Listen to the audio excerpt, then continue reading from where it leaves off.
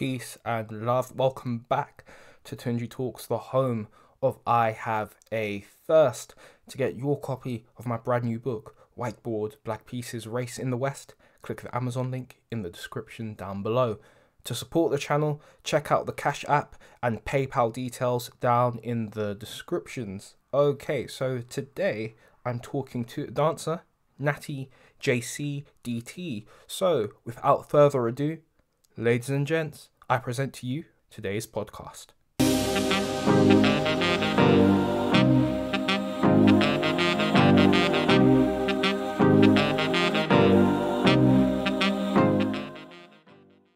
What does the JCDT stand for? It stands for Just Creative Dance Team, and that is like a group name and brand name for my dance group. And what do you do? Do you do kind of like dance classes? Do you do kind of like events? Do you do music videos? What does JCDT do? Initially, we set out as not your usual typical dance group that just does performances. We set out with the intention to plan events also and workshops to do with dance and entertainment. So for a few years, from about say 2015 or 16, we were teaching dance classes in a local dance studio. But since COVID, I'd say numbers of students have dropped a lot, because a lot of the people who used to enjoy that style of dance, they've gone back to Europe, because a lot of them are from various countries in Europe. So a lot of them have gone home, and I guess due to Brexit as well, a lot of people have gone back home. So numbers dropped a lot. So since then, I've been focusing more on dance fitness in the local gym, which is, as well as keeping fit, it also provides people with a lot of how can I put it? I think a lot of people find it very therapeutic also. I've had a lot of people come and say to me that it helps them a lot. They look forward to the classes, not only the fact that they keep fit, but the music and the vibe from the class. So I find that quite rewarding, that it helps people's mood, and it helps people feel good about themselves. So I feel like I'm giving a gift to somebody. I guess as well, there's kind of like a social aspect to your classes, where that well it's an event really, that whatever time of the week it is, these individuals come along. They know, if, for instance, every Wednesday at this time, we're going to go to Natty's JCDT class, and they know that every Wednesday that a certain group of people are going to be there, and there's that social aspect. And especially taking it into consideration, like the last 2 years, how on and off we've been at home isolating, and there's that lovely kind of like social aspect where I can like talk with people, I can interact with people. So I guess that's another thing as well. That is a big part of it.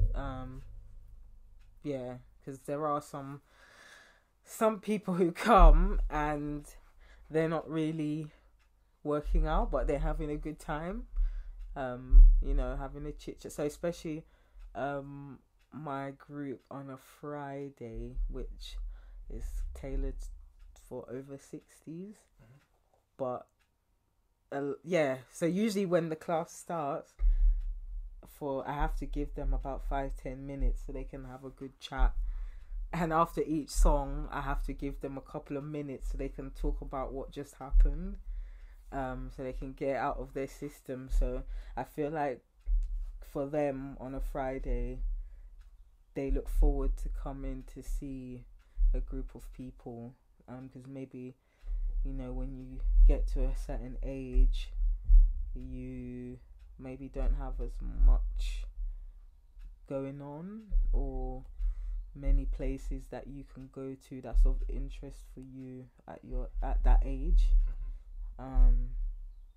So yeah, there is a massive social aspect to it. Like, for example, as it was Christmas, some people, they were dressed in like Christmas outfits, and I remember for like the Jamaican independence, some of the ladies who are from Jamaica, they came in all of their colours and had their whistles and stuff like that. So there is a big social aspect to it as well. So let's take it back. So how did you get into dance initially? So was it a case of you watching kind of like music videos or like dances on TV, or did you go to a dance class when you were younger, or were you just one of those people who was naturally gifted with just being able to dance and express yourself through dance? Dance has always been a part of life for me from a young age.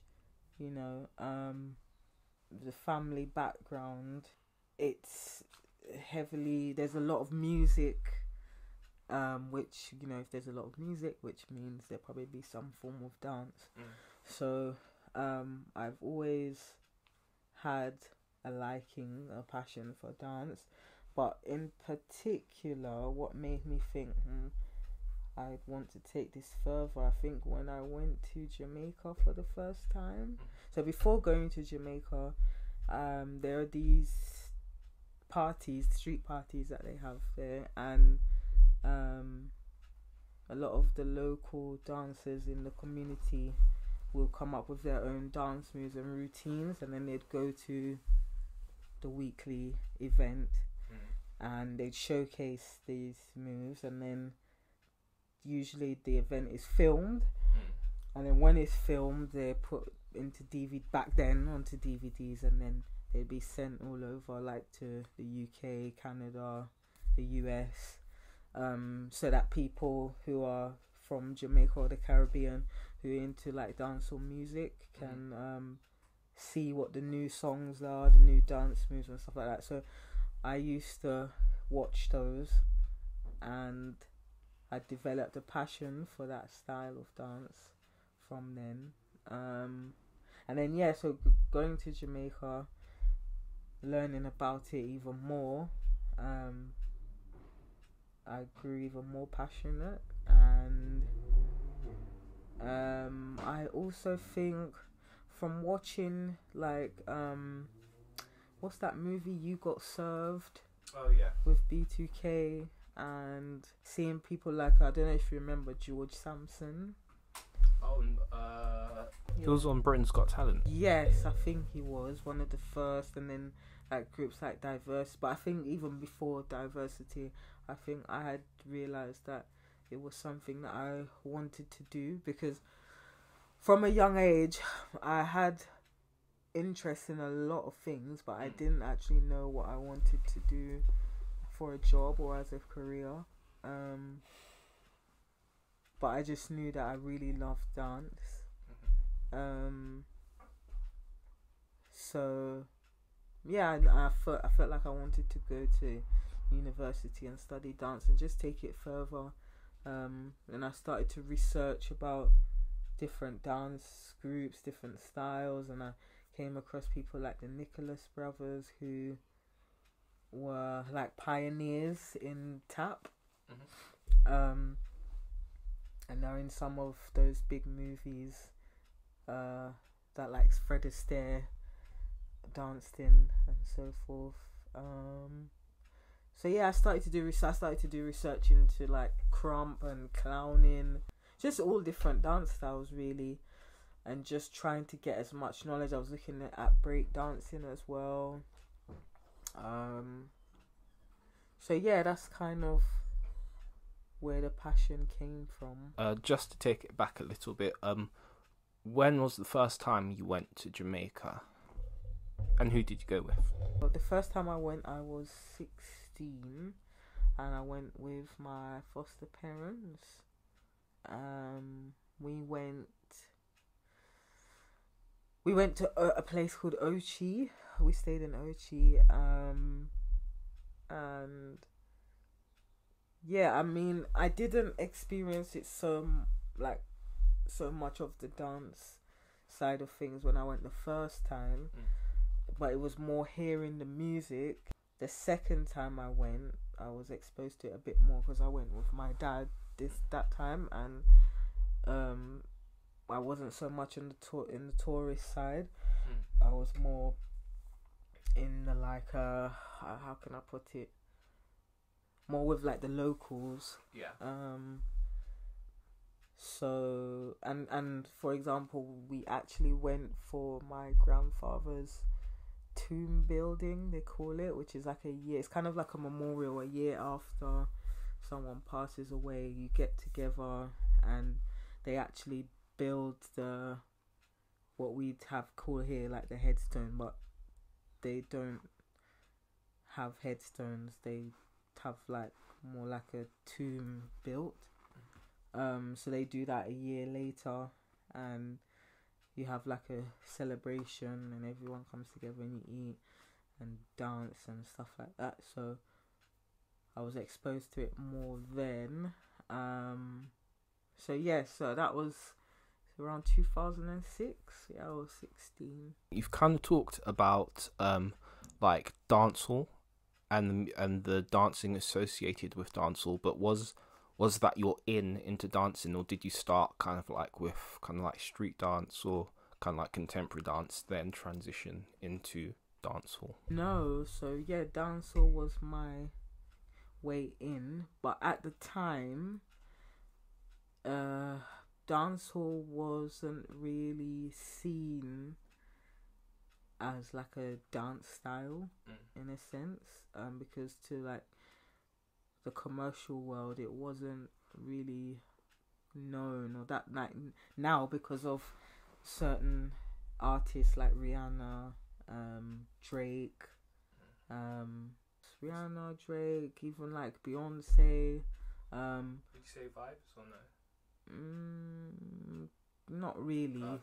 I feel like those people in particular kind of opened the door for dancehall to be accepted in the mainstream world, because back then there were people like Vybz Kartel, even Sean Paul to an extent. I feel like he started to change his style to be accepted more commercially, whereas Rihanna's kind of kept her Caribbean flavor, like that song using typical Caribbean slang and stuff. I feel like people like them kind of broke the doors down, and obviously with that style and that sound, you need the dancing to go with it. So Rihanna would use, like, there's some dancehall dancers that I know of, who are actually featured in her music videos and so forth. Whereas beforehand, when I used to go to auditions to be a dancer for like well-known musicians,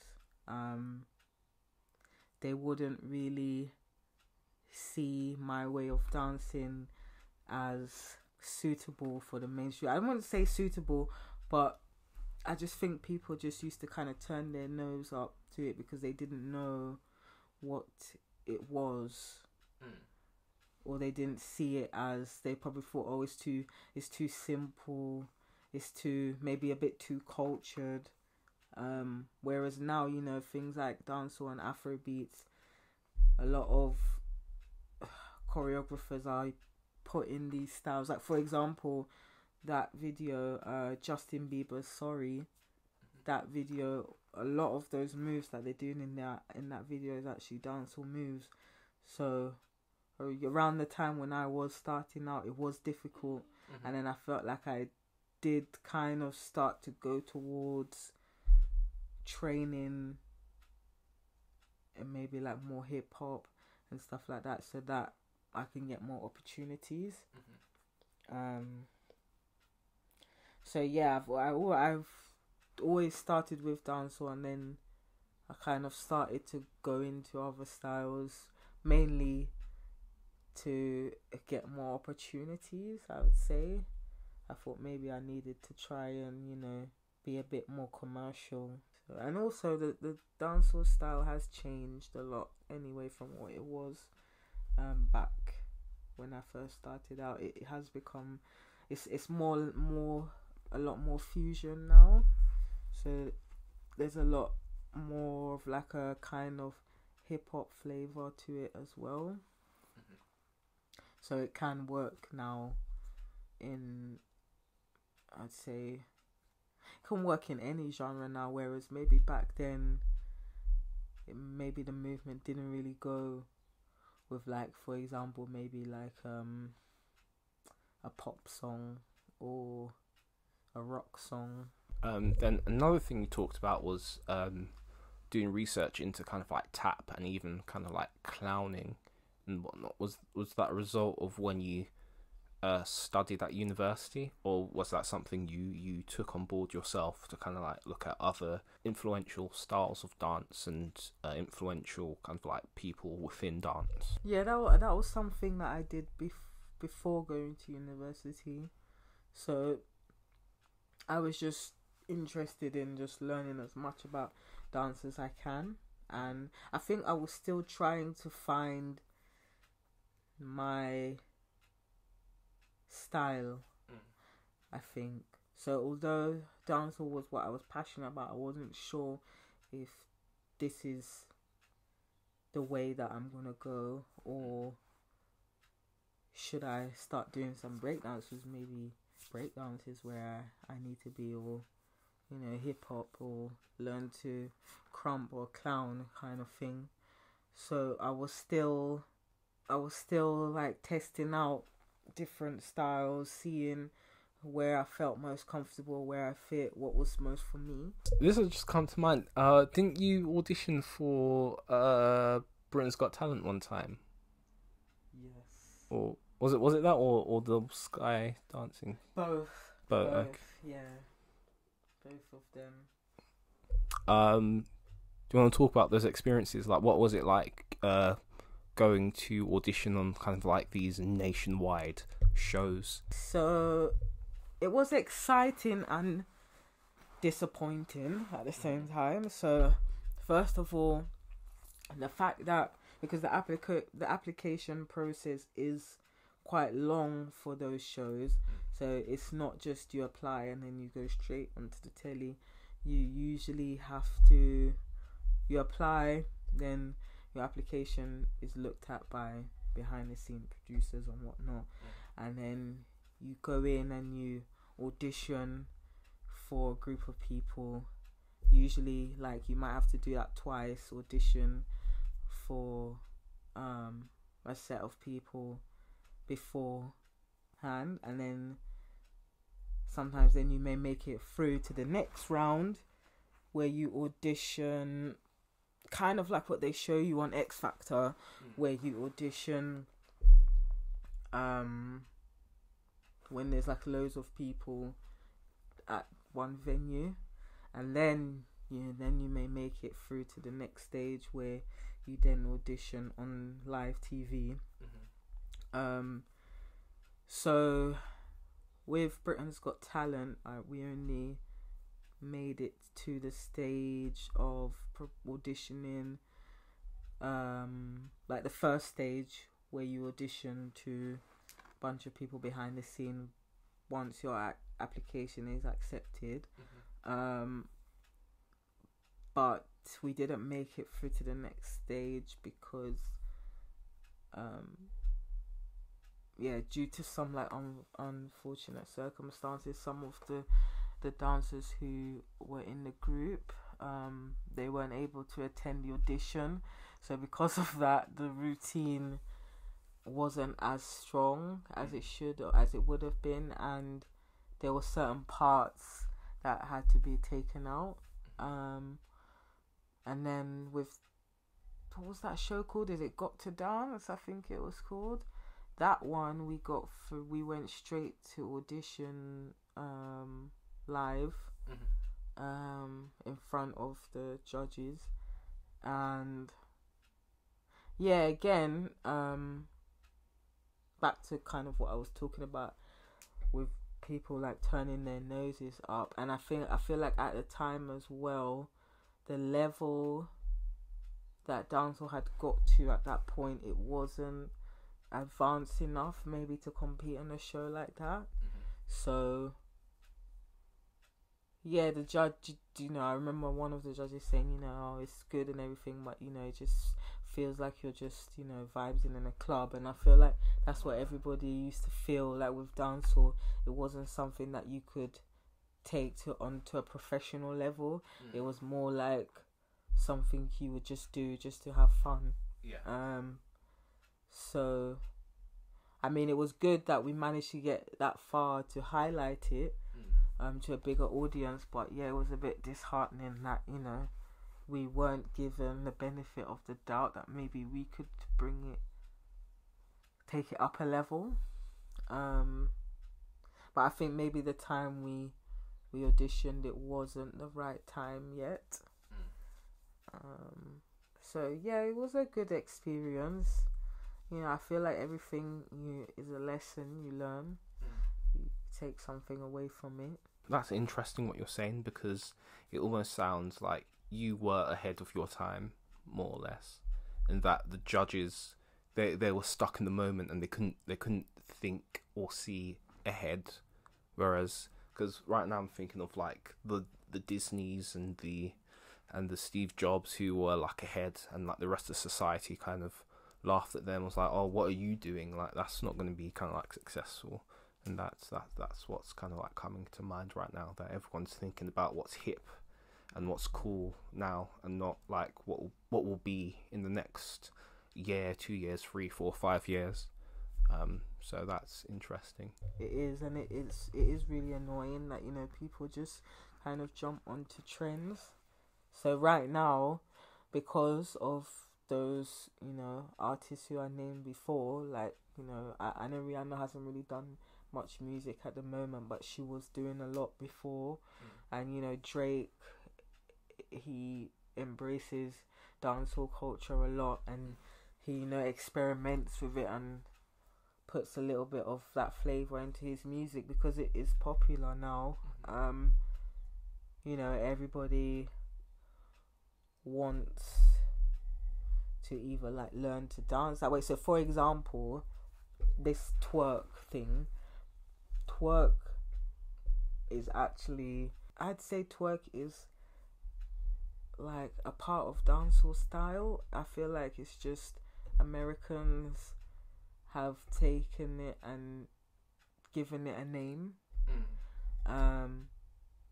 And because that is popular now, everybody wants to learn to do that now. So they'll want somebody in their video, like, I don't know, an upcoming musician or someone who can do that. They'll want them in the video because that's what's popular now. But a few years before, they'll look at you and think, like, oh, what are you doing, kind of thing. So yeah, it's a bit annoying, but then it can be good and it can be a bad thing. So I just think if you're doing something or you've got a talent in something and it's popular at the time, you should make use of that time and push yourself and make the most of it while everybody is on that trend. Last question. So you've gone on the road with your dancing.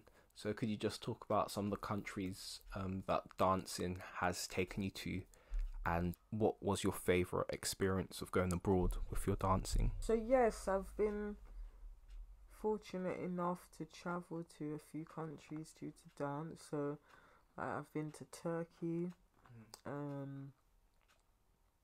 Germany, Sweden, Finland, New York. Yeah, those are, the places that I can remember off the top of my head. I've been through dance. I'd say the most exciting thing. Is that what you asked? What did you ask me? Sorry, what was the most rewarding? Let's go. Which was your most rewarding experience? I'd say meeting. Again, similar to like with the fitness classes, knowing that the time that these people have spent learning from me has given them something in terms of, you know, maybe made them feel better about themselves, has been therapeutic in some way. It's maybe helped someone.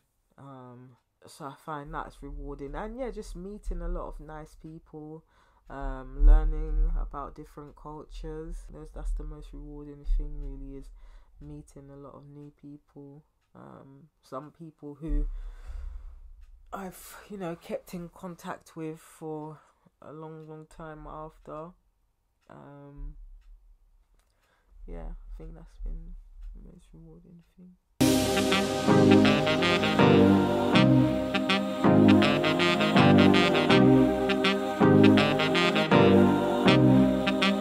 And we are back. Thank you so much for Natty JCDT for talking to the Tunji Talks podcast. It was a pleasure. If you have any thoughts or questions, please leave those down in the comments. Don't forget to like, share, and subscribe. Thank you so much for listening. I'll see you soon.